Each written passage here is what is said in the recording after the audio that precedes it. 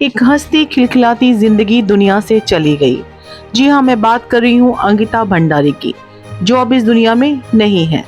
अंकिता भंडारी उत्तराखंड के पौड़ी जिले के छोटे से गांव श्रीकोटा में रहती थी। अंकिता भंडारी बहुत ही गरीब परिवार से थी, लेकिन अंकिता भंडारी बचपन से ही पढ़ने में बहुत तेज थी। अंकिता ने 12वीं तक की पढ़ाई पूरी करने के बाद होटल मैनेजमेंट में 1 साल का डिप्लोमा कोर्स किया था। आपको बता दें कि अंकिता भंडारी के पिता पेशे से किसान थे। वहीं अंकिता का बड़ा भाई दिल्ली में एक कंपनी में काम करता था। अंकिता भंडारी बेहद ही होनहार छात्रा थी, बहुत अच्छी लड़की थी। अंकिता भंडारी ने अपनी 12वीं की परीक्षा 88% अंकों से हासिल की थी। अंकिता भंडारी के सपने तो बहुत ही बड़े थे, लेकिन अपने घर की गरीबी को देखकर अंकिता भंडारी ने एक रिसोर्ट में काम करना मंजूर किया। रिसेप्शनिस्ट की नौकरी करने के लिए उसने अपने घर से 8-10 किलोमीटर की दूर ऋषिकेश चली गई, जहां पर अंकिता भंडारी ने 1 सितंबर से रिसोर्ट में नौकरी करना शुरू कर दिया। लेकिन अंकिता भंडारी अपनी पहली सैलरी लेने से पहले ही मौत की घाट उतार दी गई। बतौर रिसेप्शनिस्ट अंकिता ने कुछ बातें महसूस की, जो अपने दोस्तों के साथ वो शेयर करने लगी। पुलकित आर्या, वहाँ का मालिक, वो सोचने लगा कि यह मुझे बदनाम कर रही है और वहाँ पर हो रही सारी गतिविधियों के बारे में अपने दोस्तों से बताती है।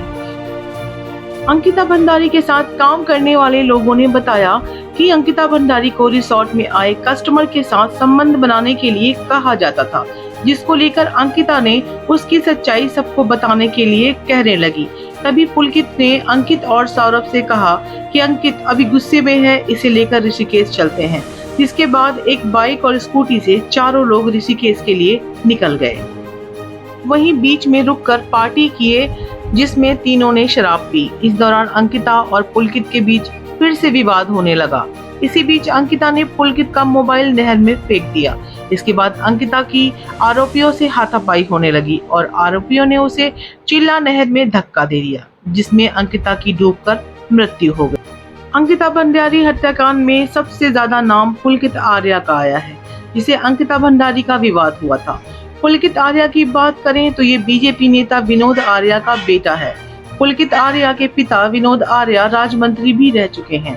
वहीं बीजेपी ओबीसी मोर्चा के राष्ट्रीय कार्यकारिणी के सदस्य हैं और यूपी के सह प्रभारी।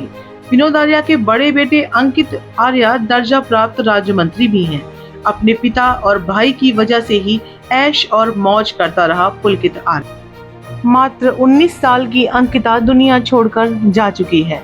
अंकिता भंडारी अपने माता पिता की सबसे छोटी और सबसे लाडली संतान थी, जिसकी वजह से घर में लोग अंकिता को बहुत प्यार करते थे। लेकिन अंकिता के माता पिता को क्या पता था कि मेरी छोटी संतान इतनी जल्दी हमें छोड़कर चली जाएगी। जी हाँ, अंकिता अब इस दुनिया में नहीं है, लेकिन क्या बेटियां महफूज हैं? अगर कोई बेटी अपने माँ बाप का सहारा बनने के लिए घर से बाहर कदम निकालती है, तो उसकी लाश घर पर क्यों आती है? क्या उसे कोई अधिकार नहीं है जीने का, इस दुनिया में रहने का? अंकिता की कहानी, जी हाँ, अंकिता भंडारी और एक और अंकिता थी। ऐसी न जाने कितनी बेटियां हैं जो हैवानों की हैवानियत का शिकार हो चुकी हैं। मुझे कुछ पंक्तियां याद आ रही हैं, मैं आपसे वो शेयर करना चाहूंगी। इन पंक्तियों को ओम प्रकाश मोदी जी ने लिखा है।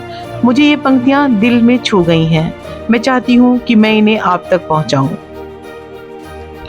हाँ, मैं बेटी हूँ, देश का गौरव, मैं देश का अभिमान हूँ, मैं देश का स्वाभिमान हूँ। हाँ, मैं बेटी हूँ, देश के स्वाभिमान को लड़ी वो झांसी की रानी हूँ, देश के गौरव को चांद गई वो कल्पना हूँ।